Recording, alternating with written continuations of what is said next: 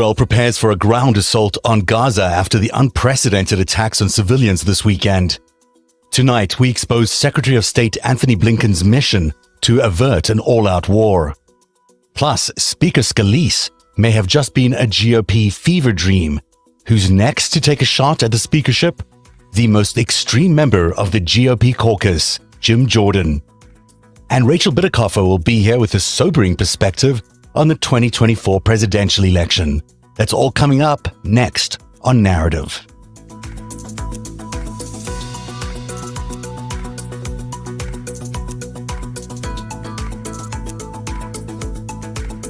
And before we get to the news, a reminder that you can support our work here at Narativ by signing up to be a patron at patreon.com/Narativ. That's Narativ. Narativ. Become a patron and support our independent journalism. Now back to the news. Tonight, Israeli tanks, brigades of soldiers and bulldozers are amassing along the Gaza and Israeli border, preparing for a massive ground offensive to extract at least 150 hostages taken by Hamas after last weekend's devastating attack on Israel. The death toll in the conflict so far has reached 2,700 people and is expected to climb sharply higher. And there's no guarantee the fighting will stay in Gaza, threatening to spill over back into Israel. One of the agreements that President Sadat and Prime Minister Begin are signing tonight is entitled A Framework for Peace in the Middle East. America's 39th President Jimmy Carter in 1978, after 12 days of secret talks with then Israeli Prime Minister Menachem Begin and Egyptian President Anwar Sadat. This framework concerns the principles and some specifics in the most substantive way, which will govern a comprehensive peace settlement. I was barely a year old when Egypt and Syria launched a stealth attack on Israel in 1973. My father was called up as a reservist, and while the Yom Kippur War itself lasted only a few weeks, hostilities with Egypt only officially ended 5 years later, with that signing between Begin and Sadat and Carter sealing the Camp David Accords in 1978. The images of war fade away over time, but the images of peace, they live on for generations. That iconic photo reminds us that wars are easily launched, but enduring peace is how great leaders leave their mark on history. Gaza was a defining issue in that Camp David Accord. It deals specifically with the future of the West Bank and Gaza and the need to resolve the Palestinian problem in all its aspects. A full 5 decades later, my entire lifetime, and that dream remains unfulfilled. This weekend's Hamas attack on Israel was deliberately timed to coincide with the 50th anniversary of the Yom Kippur War, just as the stealth nature of the attack mimicked the start of the 1973 war. The mass murders were intentionally vicious, the beheadings, the burnt babies, all designed to capture global attention, but also to enrage Israelis and Americans. And the hostages, they were taken deep into Gaza's booby-trapped underground tunnel system to lure Israel into a devastating and costly subterranean war in Gaza. Hamas leaders were under no illusion this would be their last stand, and Israel's retribution would very likely mean the total destruction of the Gaza Strip, home to some 2 million Palestinians. In a sense, this was a suicide mission for Hamas.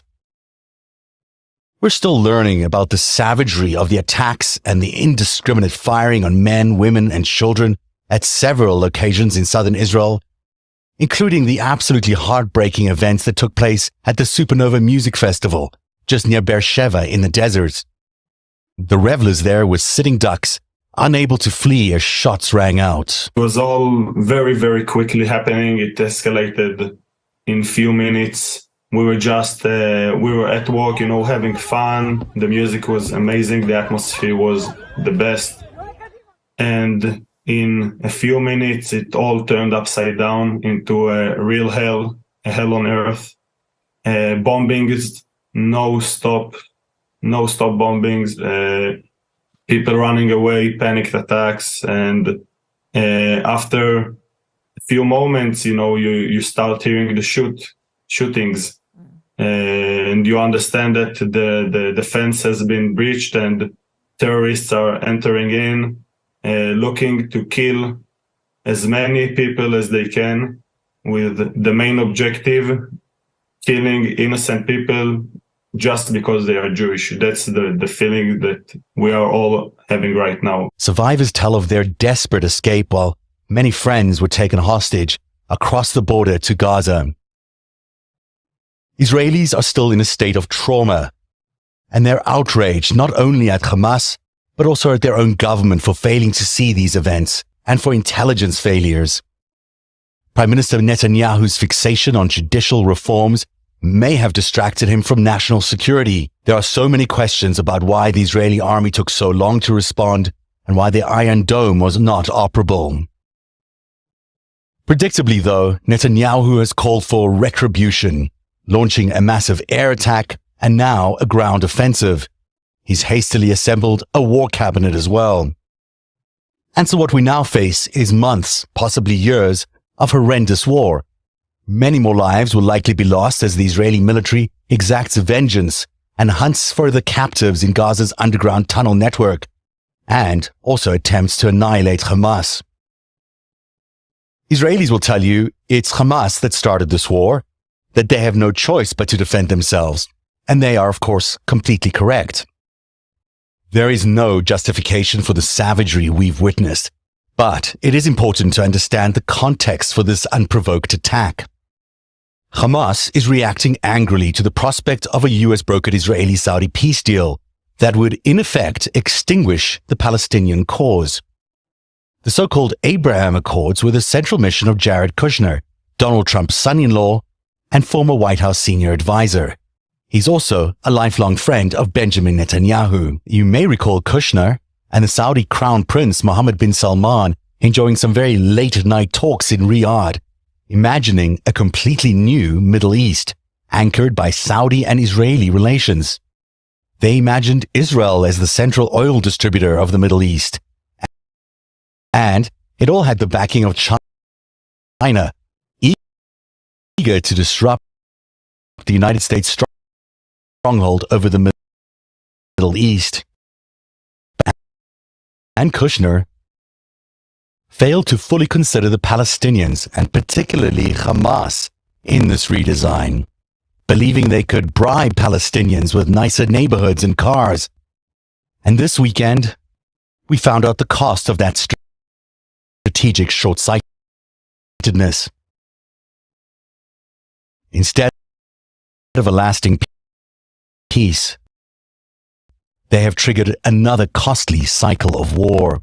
This war could continue for so long, my father, who served in the Yom Kippur War 50 years ago, may not live to see peace in his lifetime, and I'm not sure I will see peace in mine. As Israel continues its air assaults and prepares a ground assault, it has a twin mission to rescue the hostages and also destroy Hamas. Already, it's claimed thousands of Palestinian lives, and Hamas is now calling for a global jihad against Jews. Israel must of course defend itself, but we can't pretend we're not entering another painful cycle of war. But the leaders on both sides do not have to accept that a lengthy war is inevitable. Enduring peace may be difficult to achieve, but it's preferable to the alternative. In 1993, Yitzhak Rabin and Yasser Arafat ended 5 years of intifada by reaching an agreement at the White House with Bill Clinton. In 1978, Begin and Sadat did the same at Camp David. A lasting peace is possible, but it can only emerge when hostilities end. And this gives President Joe Biden and Antony Blinken a very unique opportunity. Blinken has already indicated that he is working with Hamas allies Qatar in an attempt to negotiate the return of the hostages from Hamas. If he can do that, and it's a big if he can end hostilities, then there might be an off-ramp to the terrible war we are heading into, and a genuine chance to seize a lasting peace from the clutches of war before cities are leveled and thousands of lives lost, and another generation grows up knowing nothing but fear. This is the moment where great men who want their legacy to stand for generations, leaders with the means and power to rebuild a region, leaders like Mohammed bin Salman, can secure a peace and avert a catastrophic and costly war. If Blinken and Biden succeed, and if they can help the Saudis and the Israelis reimagine the Abraham Accords with Palestinian consideration and a renewed partnership with Iran, we may just see the culmination of Jimmy Carter's peace plan in 1978. But we are very far away from that tonight. Right now, we're on the brink of a regional disaster that will lock the Middle East into another cycle of war that began more than 50 years ago and has never found a real end. Israelis are tired of war. They have seen too much of it. They do not want to lose any more soldiers in subterranean hand-to-hand combat in those tunnels under Gaza in order to free these hostages. A negotiated settlement must be possible, or at least must be tried. That does not mean Israel should back down. In fact, their forces amassing along the Gaza border are exactly what's needed at this time to show their seriousness. But it must be the very last option. But once a ground war has started, it's very difficult to retreat. It's vital that all sides sit down right now and discuss ways out without thousands more lives being lost.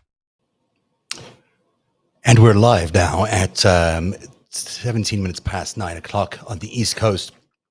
We turn now to Capitol Hill, where the battle to be Speaker is underway. Steve Scalise, of course, has been nominated as the House Speaker by the GOP's caucus after Kevin McCarthy was ousted last week. But Scalise could only manage 113 votes from his caucus, far short of the 217 votes he needed in the House. Scalise secured the nomination in a closed-door GOP meeting, defeating a challenge from Jim Jordan. And what does it mean for now that he's failed to secure anywhere close to the 217 seats or votes that he needs to win on the House floor remains a question. Political scientist Rachel Bitterkofer is here with an outlook for 2024, and she also has comments on Mr. Scalise's attempts to be Speaker. And she's previewing her new book, Hit 'em Where It Hurts, How to Save Democracy by Beating Republicans at Their Own Game.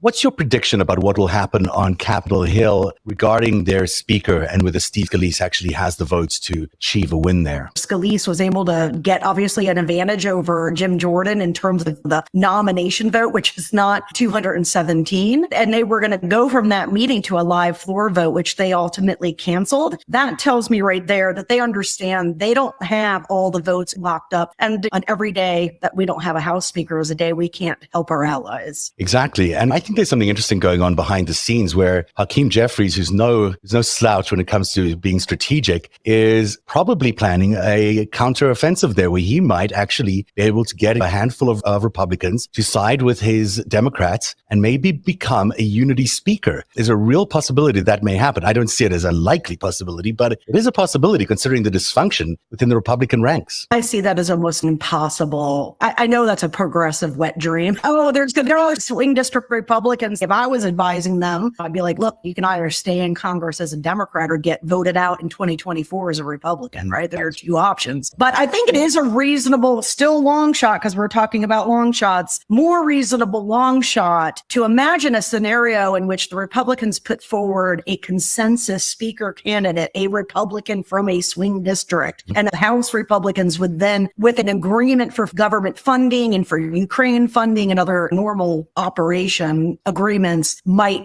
jump over and help put a moderate Republican in charge. But even that feels very pie in the sky to me. You never know. You never know.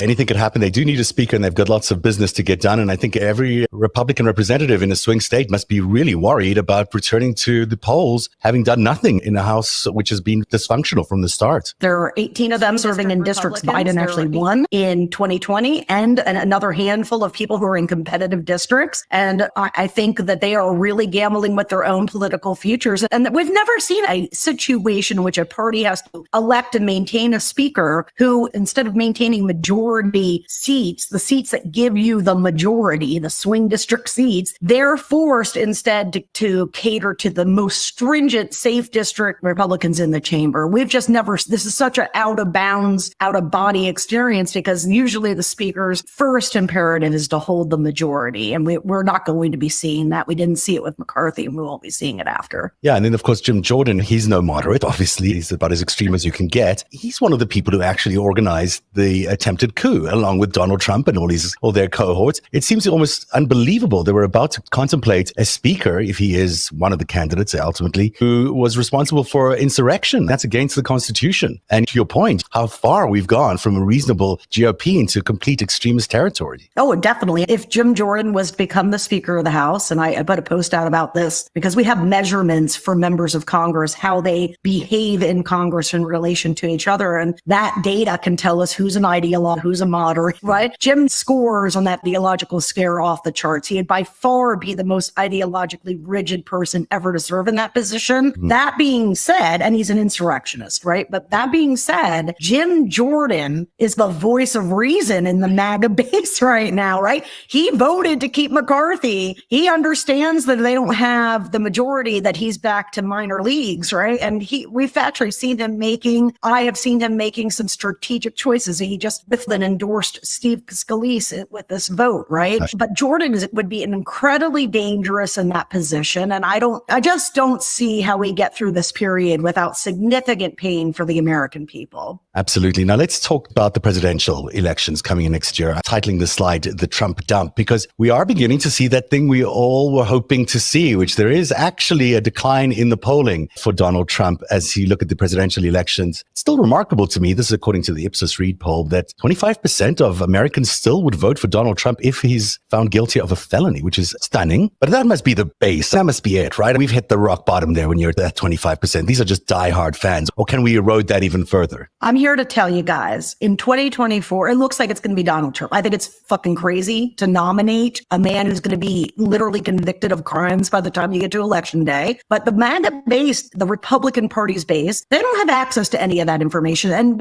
even if they do, what they're told about that information is absolutely opposite from what's happening on Earth One. It's all a witch hunt. He's been set up. He had the powers to do whatever, right? So they do not see him as a weak candidate at all. So they really do look like they're willing to strap themselves to that rocket. But I think it's really important for people to understand Trump is easier to beat than Ron DeSantis and other potential candidates because he is so divisive and he's a known brand and people already hate him and have already rejected him. But at the end of the day, if it's him and we have this democracy versus autocracy choice, that's what we're going to do as Democratic strategists. We're going to make sure the American public, it isn't about bread prices and bullshit. It's about, do you want to live in a democracy or not? I'm telling you guys, 47% in the swing voter pool of every competitive state is going to vote yes for autocracy. Wow. Stunning, really, when you think about it. When you think about who those voters really are and what states they come from. I want to hit on 2 points you made there. One was, it is going to be a bread and butter election, in my opinion, because we still are facing incredible increases in gas prices because of the situation around the world. But also, we're going to be seeing, related to that, inflation going up. So as much as possible, while we all might be hoping for that democracy versus autocracy debate, which of course will be there if those two candidates are fighting against each other, there will still be the bread and butter issues that we'll have to contend with. And most of them will,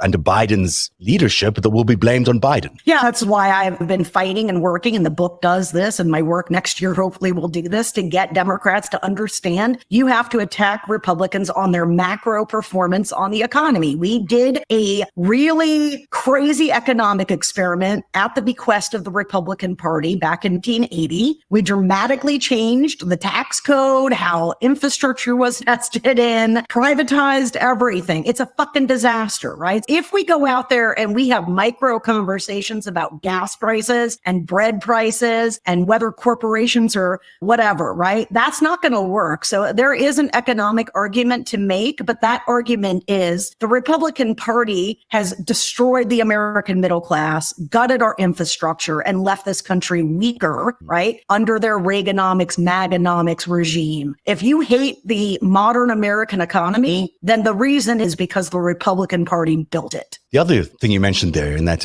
previous response was about DeSantis being a lot more difficult maybe to beat than a Trump in a Biden-DeSantis matchup, or whomever it might be, Nikki Haley or whomever. Do you think that it is easier to defeat Donald Trump than to defeat some of these sort of cleaner candidates? Yes. In the informational marketing asymmetry that still exists between these two parties, everyone's geeking out about this poll that comes out on the issues, and Republicans have advantages on all of these issues, even things like education or whatever. And people are like, how can it be? And I'm like, dude, because nobody watches the news. Okay. Yeah. Nobody, normal human beings in America are not watching the news. And where Ron DeSantis is dangerous is when the out party gets an advantage because it's change. Biden will not be changed. Biden was changed. Now he's not changed. The new person will be. Okay. Anyone other than Donald Trump has a much more compelling change argument than Donald Trump will. And I could see where Ron DeSantis and his beautiful family, because people like to make fun of them, their good looking family, would be very attractive to your tuned out, not really giving a shit independent voter in Wisconsin, where this is going to come down to. So in that case, if you've got a guy there who's going to be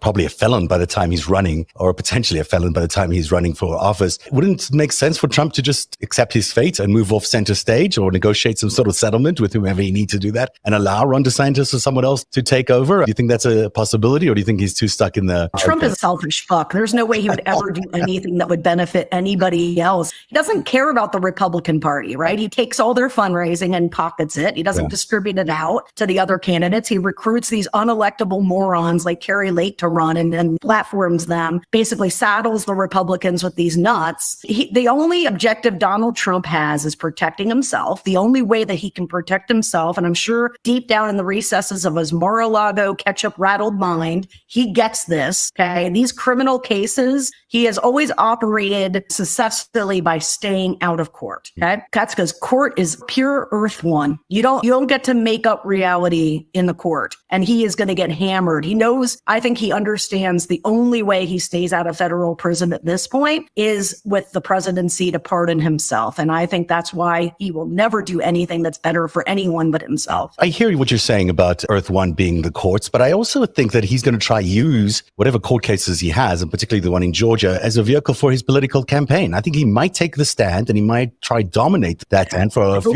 a good few days. Could be politically astute to do that because it'll be all eyes on him across all the networks, and he could just simply argue how he's a victim of this terrible witch hunt. Donald, if you hear us, you should definitely take the stand and have this moment. Go do it, dude. So enter stage left or stage right, I can't figure out where he's entering from, is RFK Jr., the spoiler in all of this. He announced this weekend that he's going to do a third-party run as a candidate that is now backed by a PAC with $11 million and potentially Elon Musk's money. Who is he actually going to steal votes from? I can't figure out if he's chipping away at the right, if he's chipping away at the left, and what his impact might be. Yeah, it's so funny that you should ask, because I'm working on an edition of my blog, The Cycle, and so right now, it's literally like writing it as we moved into this interview about third-party spoilers and how delighted they found the one that they could possibly run that probably will hurt Trump more than Joe Biden. And if people want to understand that a little bit better, they should subscribe to The Cycle. There's free and paid options on there, but I'm going to lay out for folks exactly why it is, generally speaking, whether it be Kristen Sinema, Joe Manchin, Howard Schultz, Bloomberg, whatever, any third-party candidate generally is going to be more dangerous for the Democrats coalition, because the Democrats are quantitatively different in terms of their ideological rigidity, the amount of extremists in the party, and their willingness to prioritize party tribalism over anything else, like a personal preference over that. So in my opinion, Kennedy is literally, I love that they built him, they made him. Right? They formed him across the entire conservative media ecosystem to fuck with us. And now it's probably one of the best assets we have going into 2020. I'm going to be fascinated by your blog post. I'm going to check it out, The Cycle, Rachel Bitakoff's Substack, because I was thinking you might be able to damage Democrats, but if you say so. There are only people in the Democratic coalition, anti-vax, far left, that I think will be attracted to Kennedy, okay? But he's got really complicating other positions, which is why he was unable to gain any, other than the fact that he's challenging an incumbent, and nobody should be challenging the incumbent when they want to run. Other than that, his problem with really gaining traction in the Democratic base is that he doesn't align on their priorities, values, or positions, right? Other than this wacky natural health segment. So I do think that it's not to say he's going to pull completely from Trump, but I would assume that it is more disproportionately. The MAGA base has been literally trained for 2 years on this vaccine myth. It is an article of faith amongst MAGA Republicans that the COVID vaccine kills you. Okay. They call themselves purebloods because they didn't get the vaccine. Okay. It's a single issue thing for a chunk of that MAGA nut base. And I think that Robert F. Kennedy, with all the money and all the help that he's gotten from people like Elon Musk, it's relieving to me to have him on the ballot, because we still don't know if No Labels is going to put in regular independent, who is much more likely to siphon votes from West. He does have that name. It's a good name, Democratic world. Name. I think we're seeing some of that in the Republican Party right now. And we're seeing the decline of people just holding their nose, not willing to vote for anything there. Is it possible that's what we're going to see towards the Democrats in 24, that we're going to have a sweep towards the left? Is that even possible in your mind? No, I think we can win in 2024. Or I'd already be living with you in Toronto. And in 2020, if you guys remember, I predicted the 2020 election results 16 months prior and went balls to the wall. I put it in the New York Times. Right, yeah. Joe Biden's going to win, or the Democrats going to win. And here's why, right? We have these structural advantages that give me hope for 2024. But unlike my friends in 2020, with the polls showing Biden really up ahead and really winning, I knew it wasn't going to be like that. It was going to be very close, because the partisanship shapes voter behavior in America. Okay. For indies, most indies, and for partisans, that partisanship is the main factor. And at the end of the day, especially when you look in the swing states, each of these states is basically a 50-50 split, right? You're going to have close margins in 2024. It's not going to be a blowout. I worry a lot about, and I'll just say the word out loud, but I know most Democrats don't like to even think about this, but there is this prospect of the Hunter Biden investigation still rolling along. And sure, if Jim Jordan is not speaker, this is less likely. If Jim Jordan is speaker at some point, there is a lot of other information still to be discovered about Hunter Biden and Joe Biden. And that scandal has some growth in it, I believe, still has some growth in terms of news. How dangerous is this impeachment process for Joe Biden and for Democrats leading into 24? Here's what I'm going to tell you guys. It would be very dangerous if we still had the media, the naive media system that we had in 2016 that turned butter emails into the main theme of a man that was clearly a walking, talking national security disaster waiting to happen. So where Republicans are struggling is that they can't get the media to give the oxygen to this fake impeachment inquiry that they need. But you're right. The whole point of it is to keep digging, find something, anything, because with Hillary Clinton, there was 9 committees to destroy her reputation heading into 2016. That's all those committees were designed to do. And we know it. Kevin McCarthy literally fucking told us on TV, right? Look at her approval now. They didn't think we could take out, and look what we did, right? Yeah, but that 9th committee is the one that discovered that she had a private email server, right? So all of that Benghazi crap found one little thing, but I think the media, I'm pretty harsh on the media in this upcoming book. I lay out how Republicans use our media, the naivety and the ethics and the rules of operation of our media system against democracy. But at the end of the day, the media has obviously learned a lesson. They've never covered these committees, the over weaponization of government committees, right? They've never given that a legitimization. And I think that has been a very key difference. And I think, again, yes, I'd be much more worried about it, though, Zev, if it was going to be Ron DeSantis versus Biden. Okay. Right.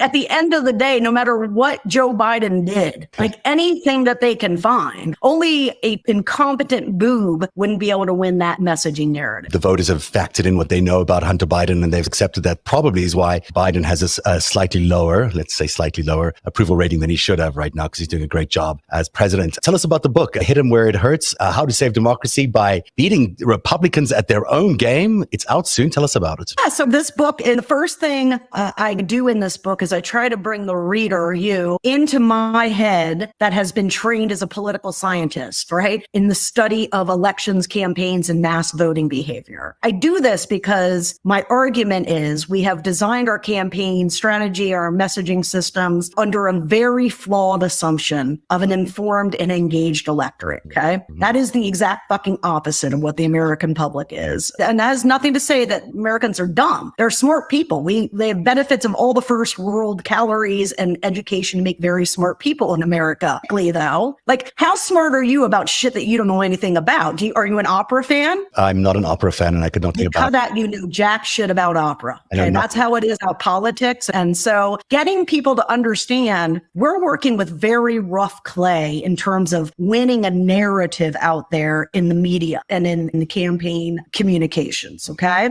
Given that the public is not, they don't know. My friends that vote regularly don't know there was a fake elector scandal. Okay. They don't know any of this stuff. So given A, do B. And then the second half of the book explains how to design a campaign messaging strategy that meets the electorate where it is and pushes it away from the Republican Party. That's really smart. Also, adjacent to that is the fact that there is no media system which is providing truthful news to that population anyhow. It's also skewed towards... It doesn't matter. Nobody would fucking watch it. Literally no one would watch it. PBS has the smallest audience of all the media outlets, and it's by far the most sanitized, substantive coverage group, right? Here's what the book points out. It's easy to shit on the media, but the media is a reflection of us. And they're just giving, because we, unlike Canada and other places, have a profit-driven media entertainment system, not subsidized news that doesn't need to turn a profit. If you have to turn a profit, then you have to get Americans to watch the news. Right. And the only way to do that is to make it sensationalized and stupid. At the end of the day, it's easy to shit on the media system, but it is what it eats, and it's eating us. 100%. What a great point. And by the way, don't idealize the Canadian media. It's not exactly the most incisive coverage of anything here either. We'll talk more about the book when it's out officially, but when is it out? February. It's available for pre-order now on Amazon and other independent booksellers. And I will be reading the audiobook. Oh, that's very exciting. I'm excited about that. I love your voice. Rachel Bitterkoff, the author of the upcoming book, Hit 'em Where It Hurts. Thanks for joining us tonight. And thanks for your assessment of what's happening in the Republican Party and of the elections next year. We'll see you next time. Thanks for being here. It was great to see you guys again and the audience who haven't seen in a while. Hello, everyone. And goodbye. Thanks, Rachel. Really appreciate it. That's great. Thanks, Rachel. Awesome. Yeah, that was great. Really good stuff. Every minute of Narative's reporting, every story that we break is made possible by our patrons. You too can become a patron by joining at patreon.com/narrative. Narrative, where truth lives. One day, you'll tell the story of autocrats, crooks, and kings who came for our freedom.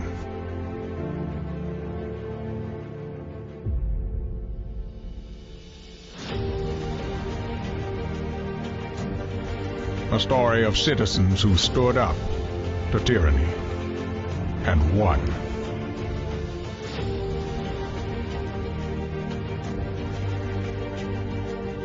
The people prevailed